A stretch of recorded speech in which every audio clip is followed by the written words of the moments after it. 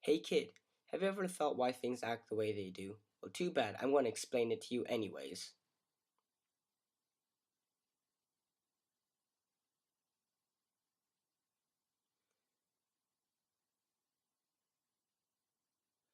That object moved because of unbalanced forces. The forces were unequal and caused it to move.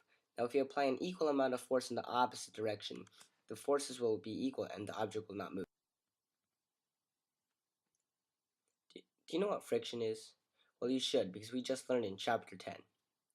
Well, let us review with this little video clip.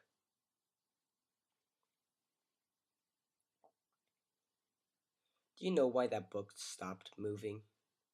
Well, I'm going to explain it anyways. As you can see, the book doesn't move very far. That is because of friction. Friction is based on the surface and the mass of the object moving. It's also based on gravity. Gravity is objects' attraction to one another. Because the book is being attracted to the center of the earth, it is pressed against the floor. This creates friction, which means that if gravity, and that is friction and gravity in a rough nutshell. Let's go on to an area with less gravity.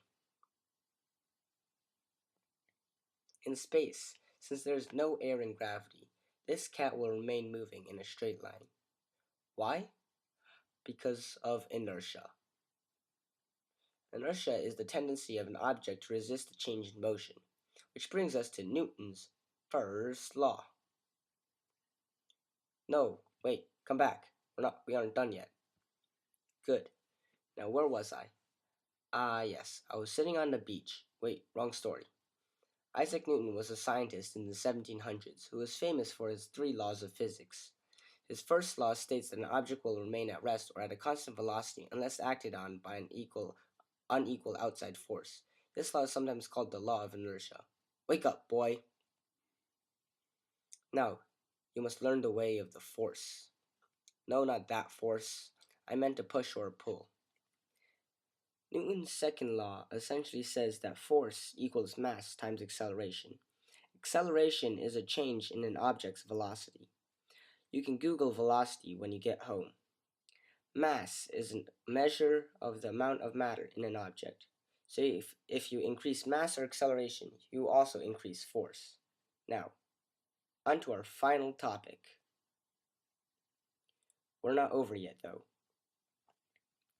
Let us talk about Newton's third and final law. Newton's third law states that every action has an equal and opposite reaction. To demonstrate this, punch this wall. As you can see, the action of punching the wall had an opposite reaction of the wall pushing back and hurting your hand. This also applies to rockets. When a rocket launches into space, the thrust that is pushing down pushes the rocket back up into space. You now know the basics of physics, and with it, you can go far.